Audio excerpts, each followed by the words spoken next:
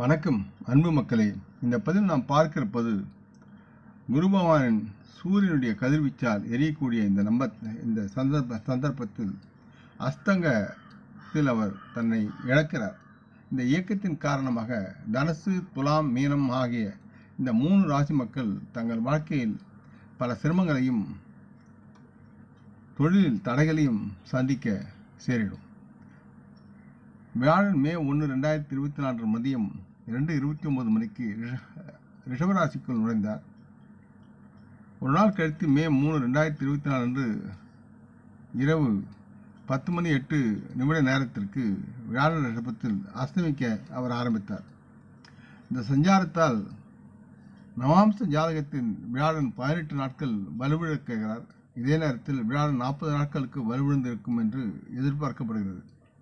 இதன் காரணமாக நவாம்ச குண்டலியில் 18 நாட்களுக்கு மட்டுமே அது தன்னுடைய பலத்தை இழக்கிறார் என்று தெளிவாக தெரிகிறது. இதனால் குரு பகவான் இந்த அஸ்தங்கத்த இயக்கத்தின் காரணமாக தனுசு, துலாம், மீனம் ஆகிய இந்த 3 ராசி மக்கள் தங்கள் வாழ்க்கையில் சிரமங்களையும் சில தடைகளையும் தொழிலில் சந்திக்க நேரிடும் என்று கணிக்கப்படுகிறது. சற்று கவனமுடனும் எச்சரிக்கையாகவும் திட்டமிட்டு செயல்பட வேண்டிய சூழல் இந்த 3 ராசி மக்களுக்கு இருக்கிறது.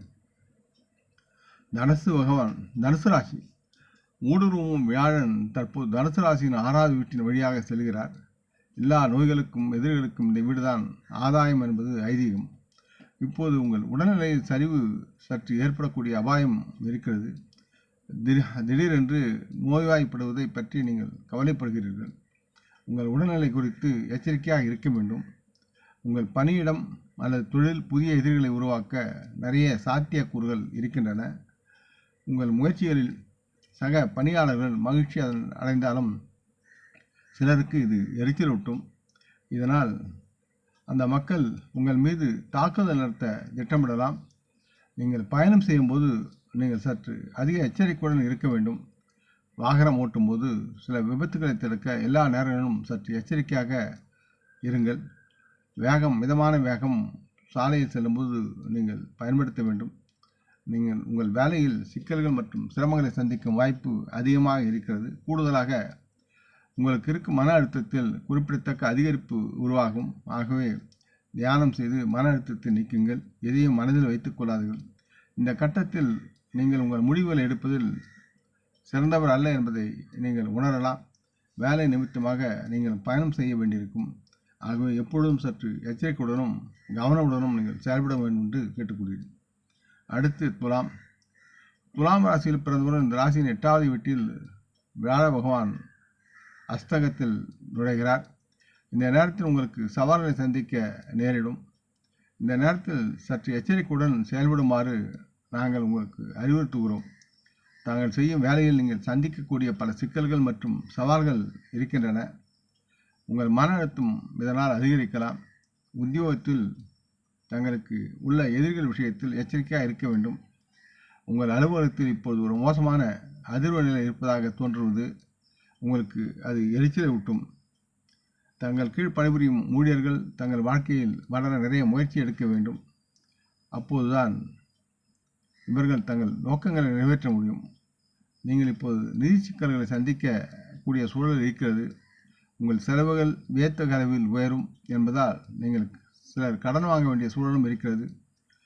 உங்களுடைய தேக நிலை, மனநிலை விஷயத்தில் எச்சரிக்கையாக இருக்க வேண்டிய நேரமாக இது இருக்கிறது. இதனால் உங்களுக்கும் உங்கள் சகோதரிகளுக்கும் கருத்து வேறுபாடு ஏற்பட வாய்ப்புகள் அதிகமாக இருக்கின்றன. சில துலாம் ராசி மக்கள் கருத்தரிக்க முயற்சிகள் என்றால் நீங்கள் அதிக நேரம் அதற்காக காத்திருக்க வேண்டும். இப்பொழுது அந்த யோசனையை தள்ளி வைப்பது மிகவும் நன்மையாக இருக்கும். 40-50 நாட்களுக்கு பிறகு யாவும் உங்களுக்கு புனிதமாக செயல்படும். மீனராசி மக்களுக்கு படையெடுக்கும் குரு பகவானின் மீனத்தின் 3வது வீட்டிற்கு நுழைந்துள்ளார். மீனராசி மக்கள் இப்போது சோர்வால் குழப்பமடலாம். இந்த காலகட்டத்தில் எந்த பணியையும் முடிக்க மனம் வராது. எல்லாவற்றையும் தள்ளி போடுவதை காண்பீர்கள். சோர்வில் அதிகமாக தேகநலன் பறிபோகக்கூடிய சூழல் இருக்கிறது. வேலையில் உங்கள் போட்டியாளர்கள் உங்களுக்கு எதிராக ஒரு சதி திட்டத்தை திட்டமிடலாம். எனவே எச்சரிக்கையாக இருங்கள். உங்கள் வணிகத்தில் பல்வேறு சிக்கல்கள் உள்ளன. வணிகர்கள் தங்கள் வணிகத் துறையில் பல சவால்களையும் தடைகளையும் சந்திக்க நேரிடும். உங்கள் முடிவெடுக்கும் திறன் மோசமடையவும் வாய்ப்புள்ளது. சிறிய முடிவுகளை எடுப்பதில் சிரமம் ஏற்படலாம். தேவையில்லாமல் பயணம் செய்ய சிலருக்கு நேரிடலாம். அதனால் சிலருக்கு விபத்து ஏற்படக்கூடும் என்பதால் பயணத்தின் போது சற்று எச்சரிக்கையாக இருக்க வேண்டிய சூழல் இருக்கிறது. வியாழனின் பாதகமான தாக்கத்தை தவிர்க்க உறுதியான வைத்தியம் நீங்கள் செய்து கொள்ள வேண்டும். வியாழ பகவானை சமாதானப்படுத்துவது, அவருடைய மோசமான பக்கங்களிலிருந்து விலகி இருக்க விரும்பினால் மஞ்சள் ஆடை அணியுங்கள் அல்லது உங்கள் பாக்கெட்டில் மஞ்சள் கைக்குட்டையை எடுத்துச் செல்லுங்கள். வியாழன் அன்று உளுத்தம்பருப்பு அல்வாவை சமர்ப்பித்து குங்குமத்திரகத்தை வெற்றியில் தடவும் வாழைப்பழத்தை தானம் செய்வதும் உங்களுக்கு நன்மையாக இருக்கும். இவை யாவும் இந்த 3 ராசி மக்களுக்கும் செயல்பட்டால் அவர்கள் வாழ்க்கையில் புனிதமாகலாம். இந்த பதிவை நீங்கள் விரும்பி இருப்பீர்கள் என்று நம்புகிறேன். அப்படி இருந்தால் நீங்கள் இதை உங்கள் நலவிரும்பிகளுடன் பகிர்ந்து கொள்ள வேண்டும் என்று கேட்டுக்கொள்கிறேன். நம் முன்னோர்களை மனமோந்து போற்றுவோம். இந்த பதிவை லைக் செய்து சப்ஸ்கிரைப் செய்து மற்றவருக்கும் பகிரும் அன்பர்கள் யாவரும் வளமுடன் நலமாக தேக திரகாத்திர ஆயுள் ஆரோக்கியத்துடன் சகல விதமான தன தானிய ஆபராணி ஐஸ்வரனை பெற்று சர்வ காரிய ஜெயத்துடன் வாழ்வாங்க வாழ வேண்டும் என்று இறைவன் பாதம் படுகிறேன். வணக்கம், நன்றி.